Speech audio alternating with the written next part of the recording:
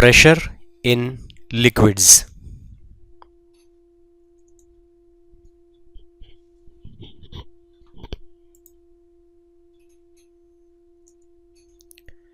We know that solids exert pressure, and this pressure is equal to thrust upon area.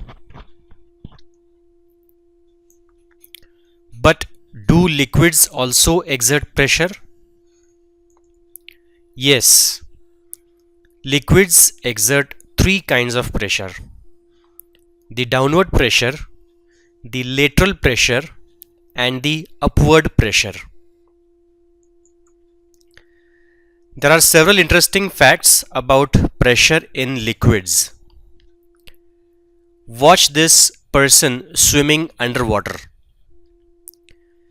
When a person swims underwater, pressure is exerted on him equally in all directions. Whenever a person swims underwater, he can feel the pressure of the water on his eardrums. So, no matter which way he tilts his head, the person will feel the same amount of water pressure on his or her ears.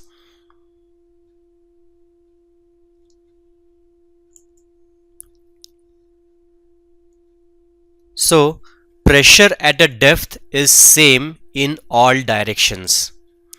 Now look at this figure. This is a pressure gauge. The funnel is oriented in different manners. In the first case, it is oriented downwards. In the second case, it is oriented laterally, whereas in the third case, it is oriented upwards. The reading shows the pressure of liquid. In all the three cases, the reading is same. Since all the three funnels are at the same depth, pressure at a given depth is independent of direction. It is the same in all directions.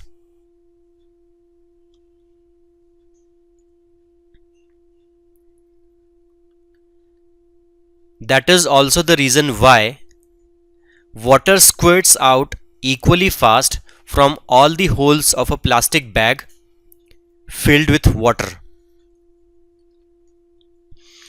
Had the pressure been different at different directions, then the water would not come out with the same speed.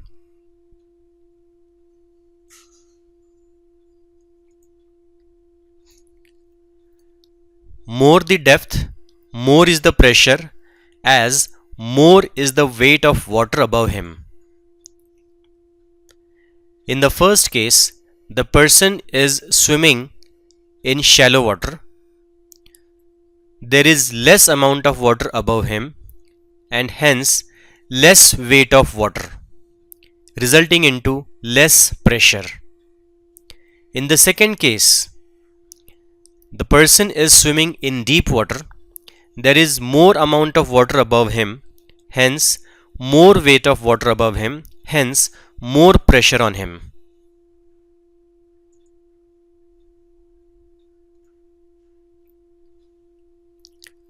Thus, pressure increases with depth.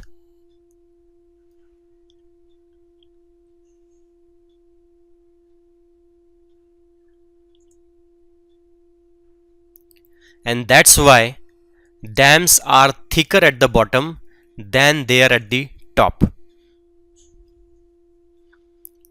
Pressure exerted at the bottom of the dam would be much more than the pressure exerted at the top of the dam.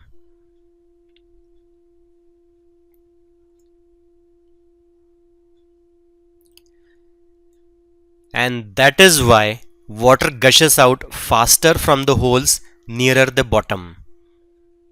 At the height, the water column is less.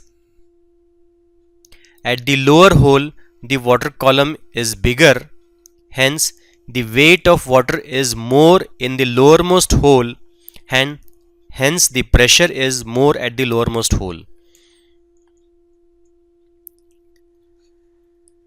Pressure increases with density. Look at the table. If the density is increased 2 times, pressure is also increased 2 times. If the density is increased 4 times, the pressure is also increased 4 times.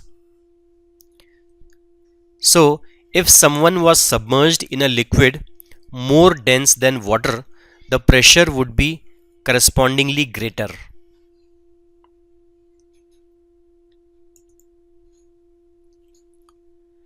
That's why pressure under seawater is more than the pressure under river water at the same depth. We all know that the density of seawater is more than density of river water.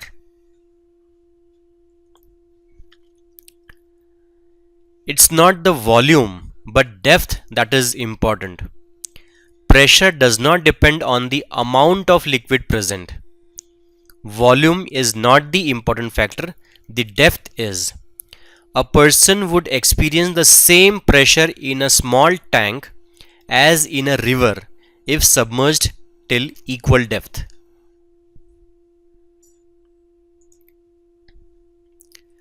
Pressure does not depend upon the shape of the vessel. Look at these 5 points. These 5 points are below the vessels of different shapes,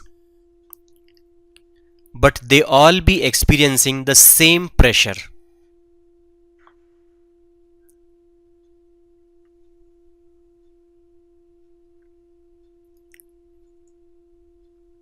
So how do we calculate pressure in liquids?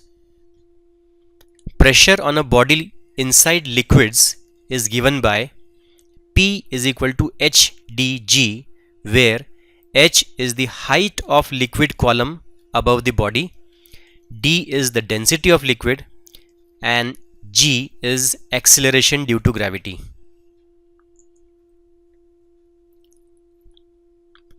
Let us recall. As solids, liquids also exert pressure. Pressure is exerted on an immersed body equally in all directions. At same depth, pressure is equal. Pressure increases with depth. That's why dams are thicker at the bottom. More the density of a liquid, more is the pressure exerted by it. Pressure is not dependent on the volume of the liquid present. Also, pressure does not depend on the shape of the vessel. Pressure is equal to HdG, where H is height of the liquid column above the body, D is the density of the liquid, and G is acceleration due to gravity. Thank you.